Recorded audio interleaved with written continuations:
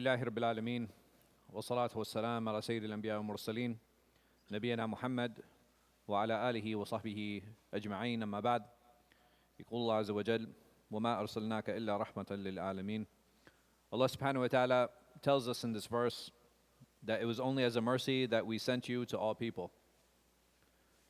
And this is something that is important for us to ponder over and for something for us to reflect on. And that is the maqam and the status and position of our beloved Messenger sallallahu alayhi wasallam. And a question that we should all ask ourselves, and one we should remind ourselves of, is why is it that we love him? Salawatullahi wassalamu alayhi. And there are many reasons we should. One of those reasons is that he sallallahu alayhi wasallam is our gateway to Allah. He is our pathway to Islam. He is the door for us to understand on how to implement and how to practice this beloved deen.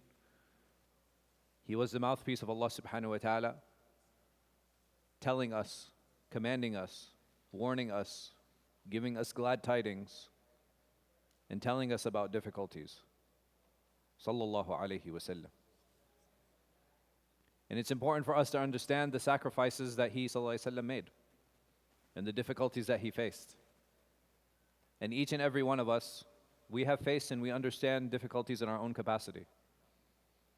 Each of us have had problems and issues with our wives, with our children, with our companions, and those that might oppose us. And if we look at his life, sallallahu alayhi wasallam, these are all difficulties and challenges that he personally faced as well.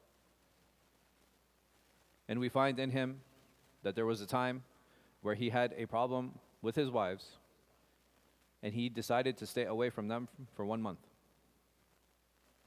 And this is not something that is strange, and it happens in our community as well, where we come to a point of friction with our families, and we come to a point of friction with our wives, where we are waiting for a solution and trying to come up with the solution. And it is challenging, and it is difficult. But one of the reasons that happened to him, sallallahu alaihi wasallam, was to be as a lesson for us, so that we can learn to deal every time we face a hardship. So we can learn to deal every time we face a difficulty. So we can learn to deal every time we have some type of problem or we have some type of disagreement. And if we understand that in him is the most perfect example, لَقَدْ كَانَ لَكُمْ فِي رَسُولِ اللَّهِ أُسْوَةٌ حَسَنَةٌ, that in the Messenger of Allah is a perfect example, is the best example, then it is upon us to emulate that example.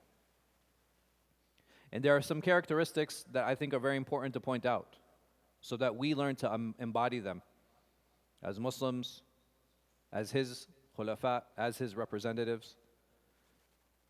And that is the fact that he sallallahu alayhi wasallam was honest, and the fact that he sallallahu alayhi wasallam was trustworthy, and that he sallallahu alayhi wasallam was humble, and that he sallallahu alayhi wasallam had no dunyawi need of his companions.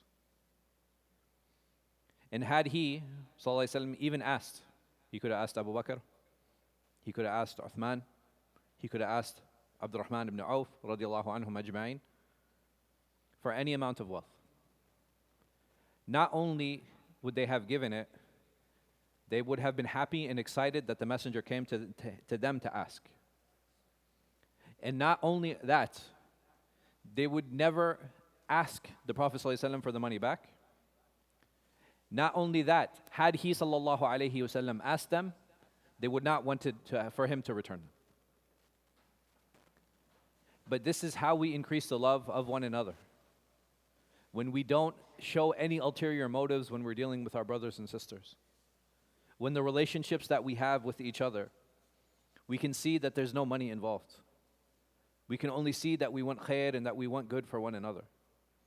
And this is all he sallallahu alayhi wasallam had with his companions, was the spiritual investment that he wanted for them, and he only wanted the khair for their akhirah. Do we understand that? And if we want good for ourselves, and if we want to better our relationship with others, then don't worry about others' possessions. Don't worry about the things that they have. Because the reality is, Allah subhanahu wa ta'ala, He says, Al-malu wal-banuna zinata hayat ad-dunya. That wealth and children are a beautification of this world. And beautification is what? Ornaments. That's all it is. That these are distractions. It's not representative of what the reality is. Ornaments are superficial. These are things that we put on the surface. It's like painting a discolored wall. It doesn't change the problems that that wall had. It just makes it look nicer. And that's what this world is, and it's just a facade. That doesn't mean that we don't utilize it. It doesn't mean that wealth is not an amana. It doesn't mean that we should not invest in our children. But it means that we should invest in them in a way that is better for their akhirah. We all want our children to be successful. And may Allah subhanahu wa ta'ala make them successful. Ameen. But when I am putting their exams over their Salatul Fajr, I need to ask myself, am I really putting forward those priorities which are important to Allah and His Messenger? We should not dismiss one over the other. Allah subhanahu wa ta'ala tells us, لا تنسى نصيبك من الدنيا. Like, don't forget your share of this world. Don't forget your responsibilities. Don't forget what it is that you have to do and what it is that you must do. The problem with many of us is that because of our hardships and because of our difficulties, because of how we had to build ourselves, because of the poverty that we had seen, these are all things that we fear for our children. I don't want my child to experience what I experienced. I don't want my child to see the hardship that I saw. I don't want my child to see the poverty that I had to see, or feel hungry, or feel like he can't have something. But the reality is that the one who faced the greatest hardship, the one who was deprived the most, the one that was hurt the most, was Rasulullah sallallahu alayhi wasallam. And because of that pain, and because of that difficulty, and because of that hardship, he was who he was, salawatullahi wassalamu alayhi. Why would we deprive that for our children? The easier we try to make things for them, by removing all obstacles, by not allowing them to feel even a little bit of pain, what does it do? It makes them entitled. It makes them spoiled. It makes them not understand the value of time. It makes them not understand the value of money. It makes them not understand the value of our Islamic culture. And I said Islamic culture very purposely, because we might have our own cultures. We all might come from different backgrounds. But those representations are not necessarily Islamic. So what is it that we are doing? Are we implementing the prophetic model? Are we teaching those values that are important to us? Why? Because we see them in the Messenger of Allah sallallahu alayhi wasallam. Are we teaching them to be trustworthy? Are we teaching them to be honest? Are we teaching them to be humble? Are we teaching them how to apologize? And if we want to be like him sallallahu alayhi wasallam, then this is what we need to learn. In a hadith in Abu Dawud, the Prophet Muhammad sallallahu alayhi wasallam, he was stopped by a companion, and the companion said, "You hit me when you were riding, and to make your riding animal go faster, use a whip to hit it to make it run." And he said, "While you were doing this, you struck me." So he sallallahu alayhi wasallam, he said to him, "How would you like me to apologize?" He said, "I wasn't wearing my rida at the time. I wasn't wearing my upper garment." The Prophet sallallahu alayhi wasallam, he took it off. He said, "What else?" He said, "Nothing else," and he hugged him. He said, "I just wanted to touch your blessed person, Rasulullah sallallahu alayhi wasallam." And look at the humility and how he, the one who was in conversation with Allah subhanahu wa ta'ala, he could have just said to him, "Oh, I'm sorry," right? But he lowered himself. What is pleasing to you that you would accept my apology? That you would enjoy what it is that I have to say to you, so you feel like you have been fulfilled of your right. How many of us do that? Or how many of us say, "Oh, I'm sorry. Yeah, I shouldn't have done that." It's not wrong, but is this going to teach humility to our children? A Bedouin man, he walked into the masjid and he looked around. And subhanAllah, he said, Man minkum Muhammad? He said, who amongst you is Muhammad? And this, for me, is just, it's amazing. That he, sallallahu alaihi wasallam, he wasn't sitting higher than anyone. He wasn't dressed differently than anyone. He didn't have any special mark or any special clothing that distinguished him from his companions. And many times today, we can walk into a room and we know exactly who everyone is, just because of how they're dressed. He, sallallahu alaihi wasallam, he refused to be like that. He wanted to show that he is from the people, and that he sits amongst them, that he does not sit any higher than them. He doesn't have any special mark. He doesn't show any special distinction, so that he becomes approachable and he becomes someone who the people love. And when it was pointed, they said, this is Muhammad sallallahu alaihi wasallam. The Bedouin man, he walked up to him and he looked at his face, and he said that this is not the face of a liar. Ashhadu an la ilaha illallah wa ashhadu anna Muhammadan Rasulullah. Just by looking at him, seeing the humility. Humility is such a beautiful characteristic. It's one of the easiest ways to destroy our egos.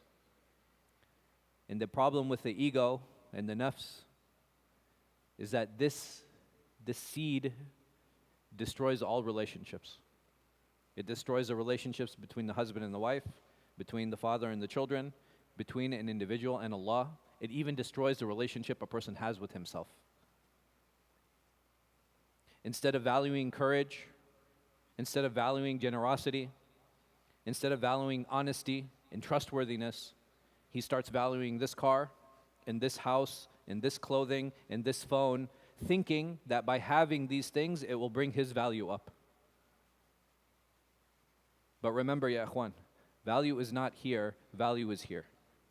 Inna akramakum indallahi atqakum. That the most honored of you, the most valued of you in Allah subhanahu wa ta'ala's eyes is the one who has the most taqwa. May Allah subhanahu wa ta'ala make us from the muttaqeen.